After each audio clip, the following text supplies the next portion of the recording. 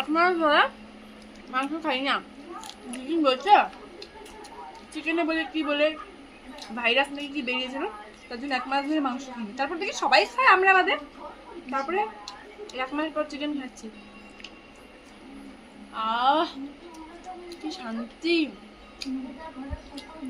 Leg piece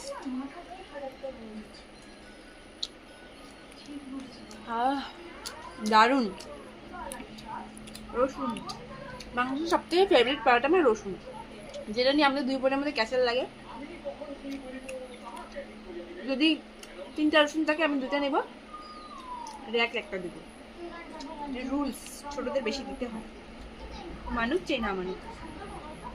তোর গলার আওয়াজ মানে কেউ শুনতে পারবে না বনু আর।